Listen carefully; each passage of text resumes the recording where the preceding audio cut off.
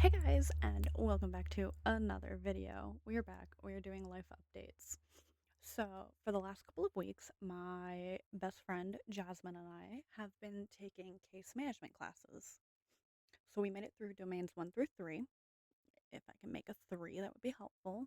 Um, and we're currently looking for jobs in that field to get out of, the restaurant industry and whatnot. Um, So yeah, I just wanted to take a couple minutes to talk about what we learned in those classes. And I mean, the biggest thing we learned so far is that people are not their problems.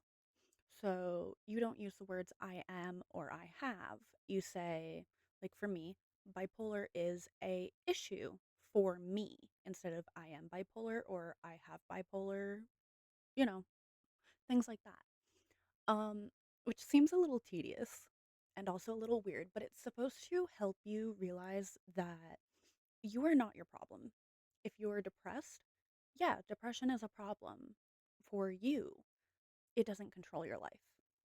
When you have anxiety or get panic attacks, that is absolutely a problem. I highly suggest that you talk to your doctor and everything, but it doesn't control your life. Sometimes it can feel completely overwhelming. I spent most of my teenage years thinking I was depressed. I got diagnosed with depression at 15. And at 21, we realized I was bipolar because I show signs of manic episodes and all of that stuff. So, you know, cool. Good thing to learn. And they don't normally catch those things in teenagers. Ouch. Didn't mean to hit my hand.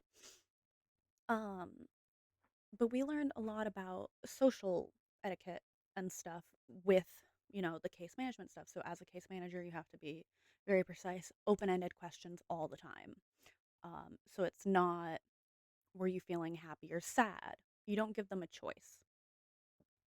Excuse me. You give them, how were you feeling this past week if you haven't seen your client in a week?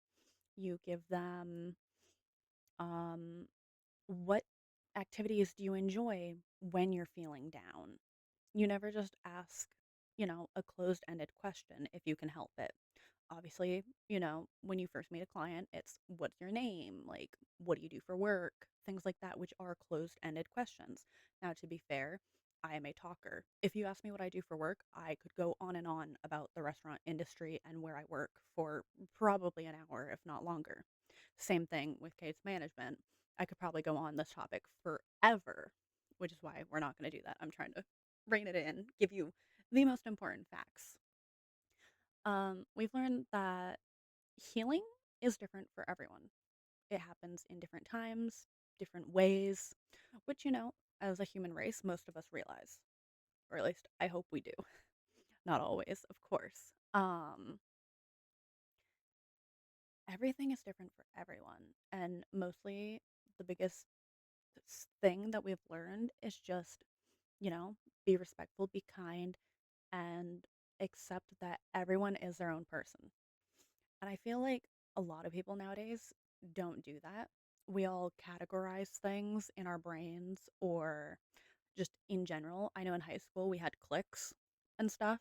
Um, I mean, yeah, no, you have people who all like the same thing. They are sort of in a group, but that doesn't mean you can't branch outside your group or be friends with people outside of that group. They have places where, you can have people who have schizophrenia or bipolar or depression, anxiety, all of these things where they can come together and go to like group, almost therapy and talk about these things. Think kind of alcohol like anonymous AA meetings, those things. They have those for people with mental disorders as well. Um, and it's really interesting and amazing to hear about these things. We talked a lot about resources in our community, and a lot of people came up with resources that I never even would have thought of. Like a grocery store is a resource because, everyone has to eat. I took it very literal of, okay, mental health resources, um, which you can go to, I believe it's 222 for Maine, um, and it can put you in with therapists or doctors or pretty much anything you might need. And it's amazing how many resources we have nowadays for mental illness, especially when, what, 60 years ago, people were like, "Oh, you don't have a mental illness. Like, you're just, this is how you are." As opposed to nowadays where there's so many that it's so hard to keep track of all of them. And yeah, no, it can be hard to keep track of all of them. I do understand that. I struggle with it. Um, but I thought I'd, you know, in my life update, also bring a little awareness to these things, kind of stuff of, everything doesn't have to be okay in your life all the time. I know for Hill that my life isn't okay all the time. Um, we talked last week about how my best friend is moving out of state. I nearly cried while making that video. Like, yeah, not everything is going to be okay all the time. You know, most of us, if not all of us, all have families or at least friendships or people we consider family. And, everything isn't going to be okay in their lives all the time. And you get sucked into it, is the wrong wording, but you get exposed to the things going on in their lives. I have an entire different life when I'm at work because I have coworkers and I get subjected, not subjected, oh my God, wrong wording. I get exposed to things going on in their lives. We have a coworker whose dad isn't doing really well, and she updates us in our group chat constantly. And I love those updates because it means so much to all of us that we are one, there for her when she's choosing to share information, and two, that we're getting that information to pray for him or do whatever you do with how you choose to help people. I choose to personally just try and send good vibes her way, especially when I see her at work. Um, I'm a very optimistic, pessimistic, if that makes sense. I always feel like the world is ending and everything is going horribly, but I always try to look for the best in it. So, like, work this past week has been incredibly horrible. I had a tattoo appointment today to look forward to, and that's what got me through my week. Beyond, family and everything else. And that's a lot of what case management is sending good vibes, giving people resources to try and help. It's a lot of waiting because honestly the resources take forever. Main care is a amazing example of that. It takes forever to get into main care unless you have children or an actual disease or something kind of thing. You can literally be waiting to hear back from them for 6 months to a year before you find out if you're even approved for it. That sucks. But as a case manager, I get to sit there and hopefully, considering I'm looking for a job, I'm not doing it. So, we're still learning here right now. But I get to sit there and be like, hey, like, I know this situation sucks really bad right now. And I know that we're working towards where you want to be, but I am sending good vibes your way, or I just try to make people's day better. As a human race, we are all flawed. Nobody is perfect. That's just how it is. And nobody's going to be perfect in everyone's eyes either. You could have the most perfect person, they're not going to be perfect to everybody. That's just not how it works. Everyone has their own opinions and own mindset and viewpoint of things. Someone who is legitimately perfect is always going to be flawed, and that's okay. Embrace your flaws. You're allowed to be flawed. We're humans. I mean, hell, have you ever seen a cat that people are like, oh, it's the perfect cat? No. All cats have issues. All dogs have issues. Every pet. They can be perfect in their owner's eyes. They can also not be perfect in their owner's eyes. I have a couple of little cats who are absolute annoyances. I love them greatly, but they're incredibly annoying. I mean, hell, look at your parents. Is everything perfect with them? No. Are they trying their absolute best? Yes. And that is all that matters. You just have to try your best every single day. And sometimes when your best isn't enough, look at somebody else who's having a really hard day and try to be better for them. It can be a friend, a coworker, your parents, a partner. Hell, if you don't have any of those things, be better for your dog.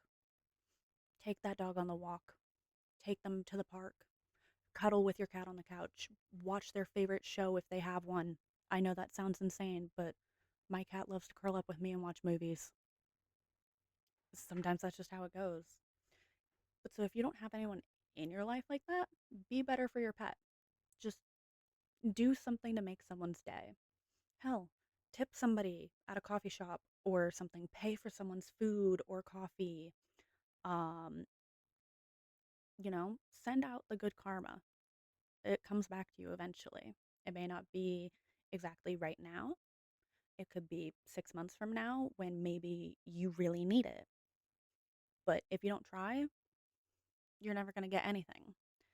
And, you know, that's what I'm taking away from my case management classes currently, beyond obviously all of the technical and big worded explanations of things, is be a human and listen. Sometimes that's all somebody needs is for you to listen. And if they ask for resources, you give them resources. Obviously, in case management, I'm supposed to give them resources because that's why they reached out already. They're looking for help. You can't help someone until they ask for it, though. That's not how it works. You can try your best to help someone, but if they don't ask for it and mean it and want the help, you are respectfully wasting your time and energy. If they don't want it, they're not going to accept it.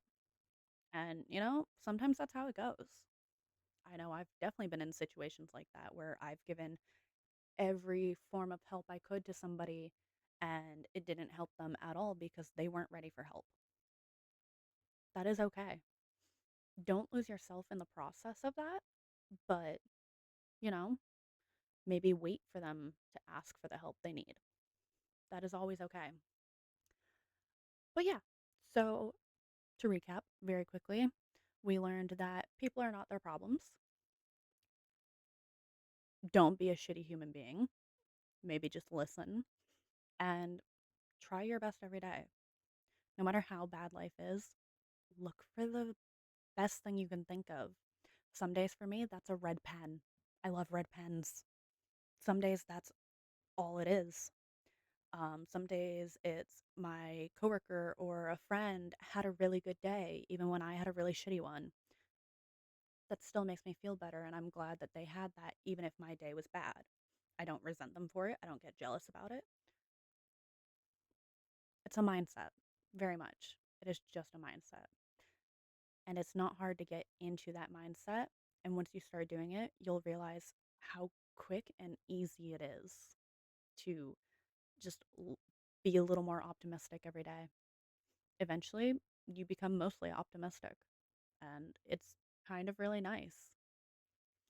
But yeah, that was my little TED talk. I'm kidding. But thank you guys for tuning in for my case management and case management video and how to not be a shitty human being as well. And I will see you guys all in the next video. If you enjoyed this video, please consider giving it a like. Drop in the comments what the worst thing of your week was. I would love to hear it. Not to be weird, but it would be nice to hear that other people had bad weeks too. Or tell me the best thing in your week or something that you chose to turn into a good thing that was a bad thing. And if you guys wouldn't mind either sharing the video or subscribing, I would really appreciate it. But I will see you guys all in the next one. Bye, everyone.